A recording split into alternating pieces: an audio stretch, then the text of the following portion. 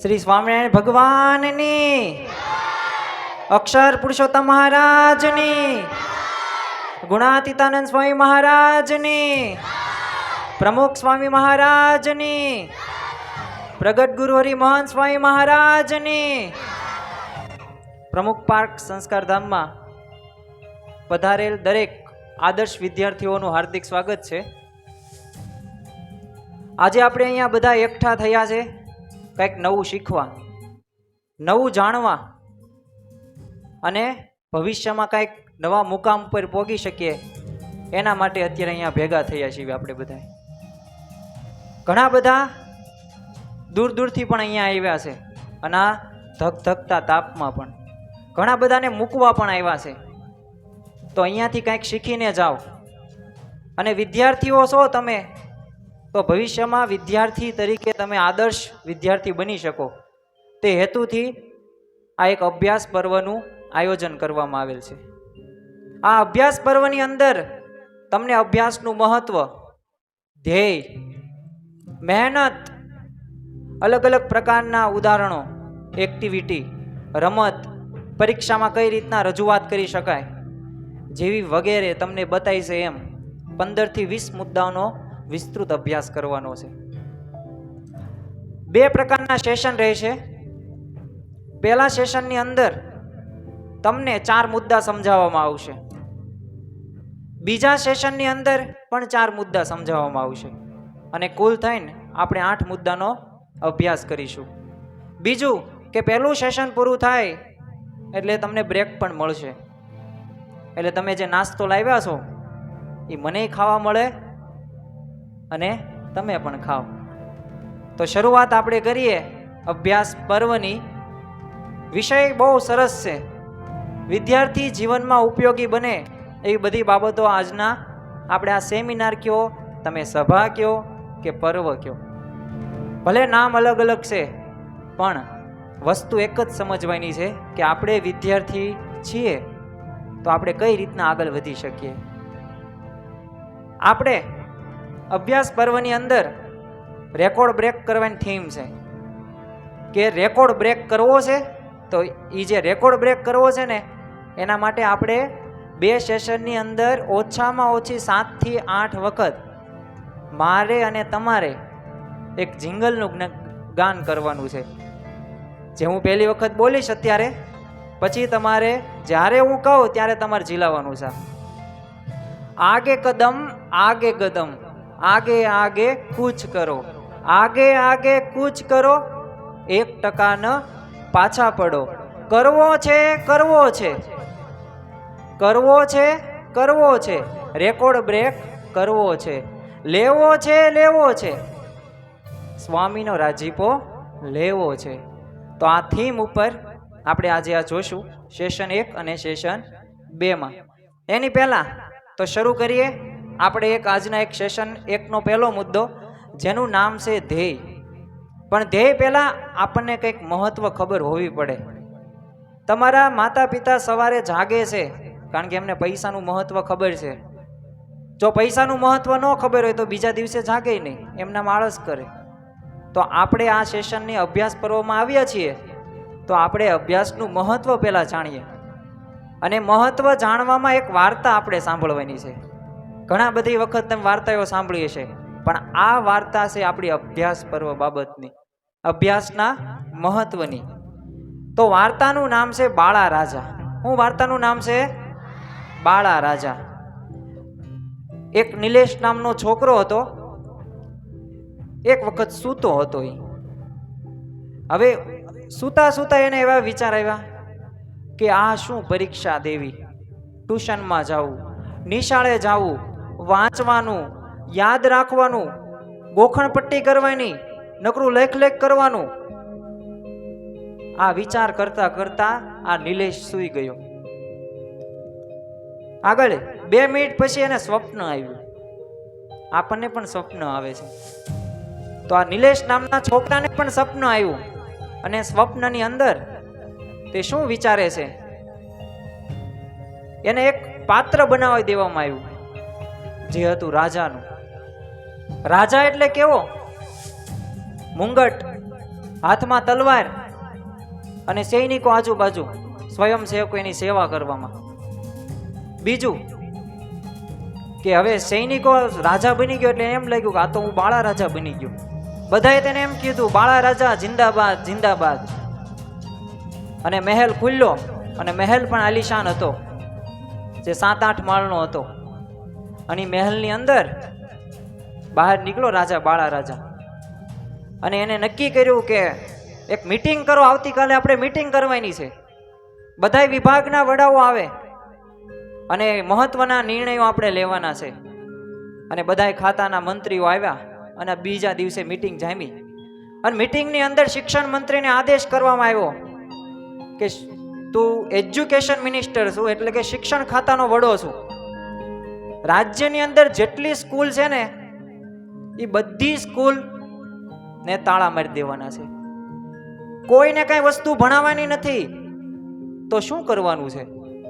તો બધાને આપણે રમત ગમતના સાધનો, કોઈને ભણવાની ચિંતા નહીં, બધાને આનંદ કરવાનો. અને બીજું કે હું તમને સહાય પણ આપીશ, પૈસા પણ આપીશ. કોણ બોલે છે? બાળા રાજા. તમારે જેટલા રૂપિયા જોતવા એટલા લઈ જાઓ, હું તમને આપીશ.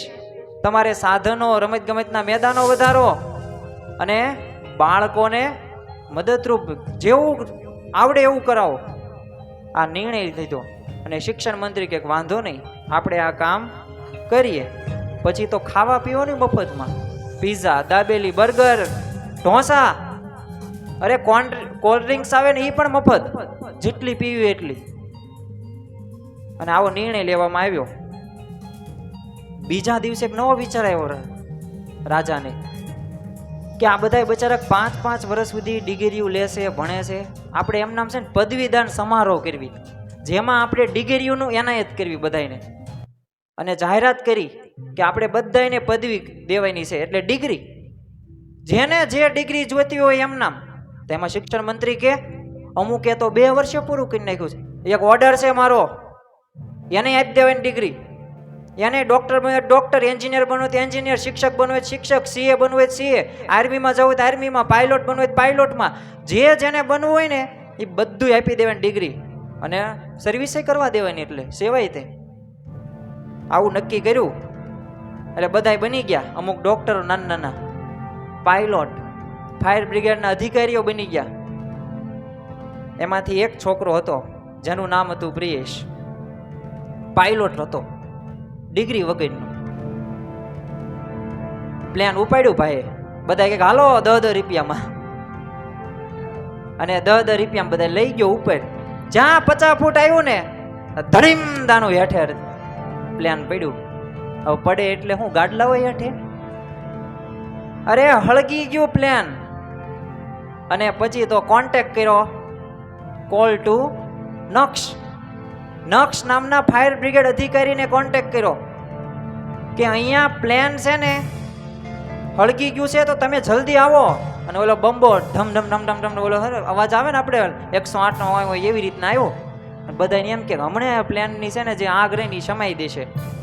પણ ભાઈએ એક્સિલેટરમાં કર્યું. હવે એક્સિલેટર એટલે હું?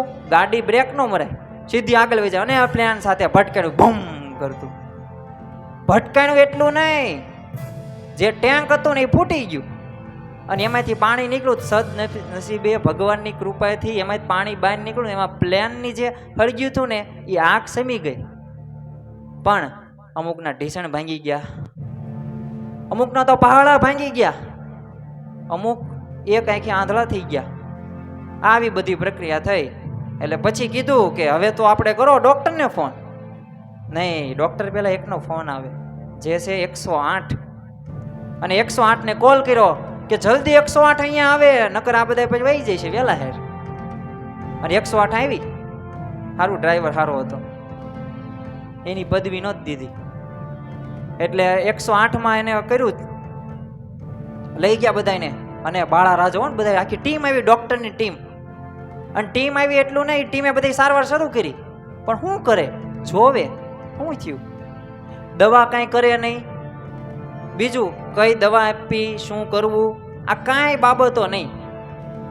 એમ નામ બધાય તે છે ને આમ ગંભીર થઈ ગયા. અને બધા ખીજાવા માંડ્યા કે આલા હે તને કોણે ડોક્ટર બનાવ્યો?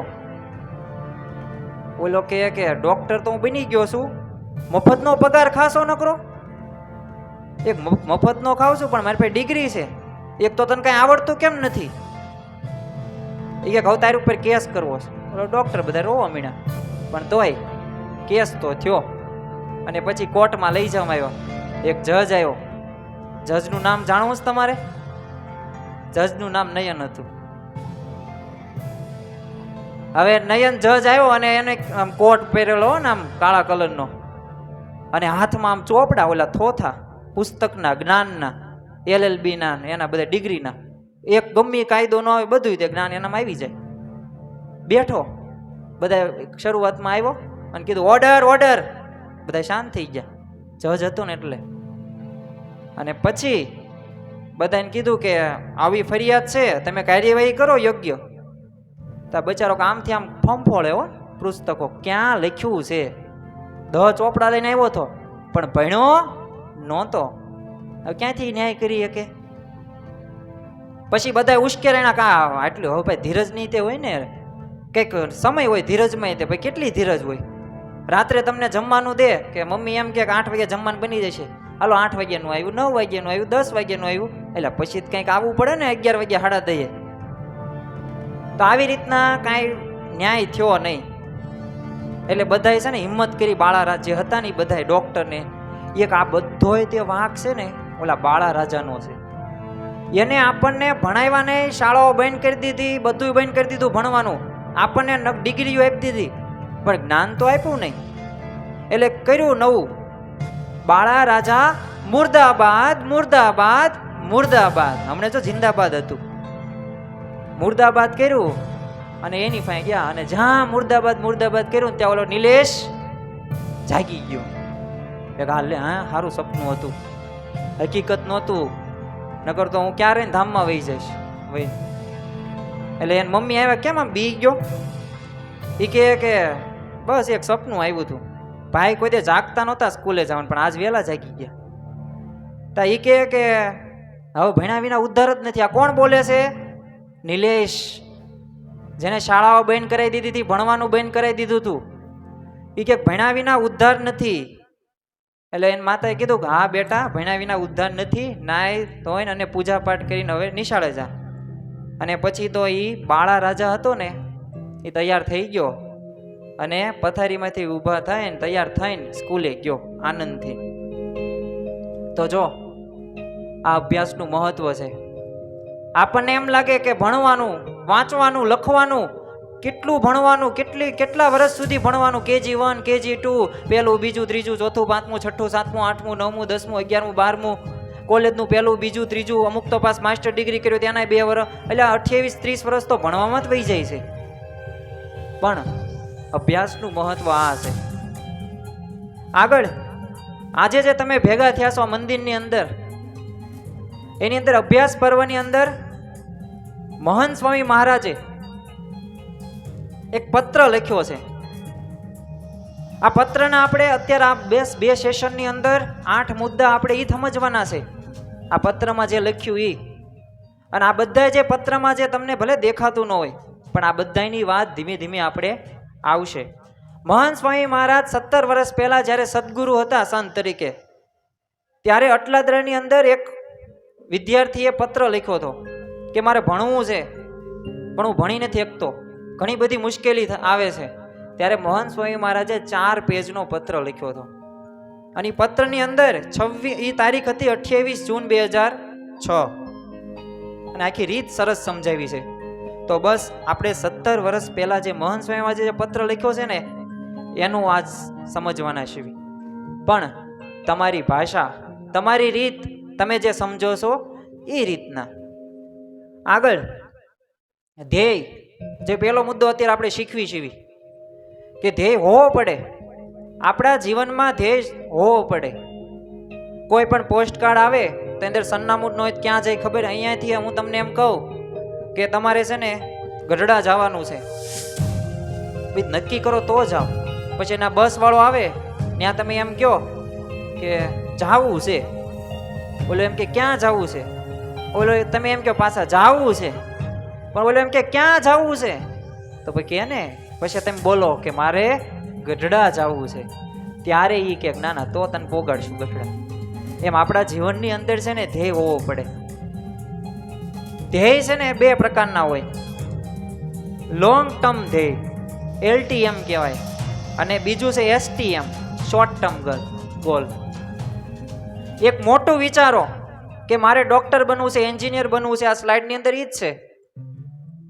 એક્ટિવિટીની અંદર આપણે આપણે જે બનવું હોય ને, engineer, CA, police, doctor, businessman, અરે વ્યવસાય કરવો હોય, સારો ખેડૂત બનવું હોય તોય લખી નાખો. ખેડૂતોય લાખો કરોડો રૂપિયા કમાઈશ. એ તો આપણને જ્ઞાન નથી. તો જો પેલા લોંગ ટર્મ ગોલ નક્કી કરી નાખવાનો. બધા આ તો નક્કી કરે જ છે. અત્યારે હું આમાંથી ગમે એને પૂછું ને, કોઈ મને એમ ન કે મારે પટ્ટાવાળો બનવું છે, કે મારે સફાઈ કર્મચારી બનવું છે, કે મારે છે ને મજૂર બનવું છે. બધાય ગોલ મોટા મોટા કે બસ નક્કી તો એ કરી નાખ્યો છે, પણ એના માટે બસ એના માટે ત્યારે ભેગા થયા છીએ. તો એના માટે આપણે ટૂંકા ટૂંકા ધ્યેય ગોલ નક્કી કરવાના છે. હું આજે આટલું વાંચીશ, ધ્યેય થઈ ગયો. હું આ વાર્ષિક પરીક્ષાની અંદર 80%, 85%, 90% લાવીશ, તો થઈ ગયો ટૂંકો. એના માટે શું કરવાનું? તો ગણિત મને નથી આવડતું, તો મારે દરરોજ 2-3 કલાક ગણિત ગણવાનું.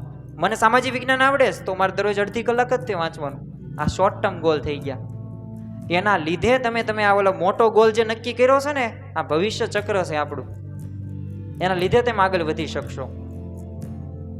આવું જ ઉદાહરણ હું તમને દઉં છું. અમેરિકાની અંદર એક છોકરી 6ઠ્ઠા ધોરણમાં ભણતી હતી, જેનું નામ છે જેસિકા કોક્સ.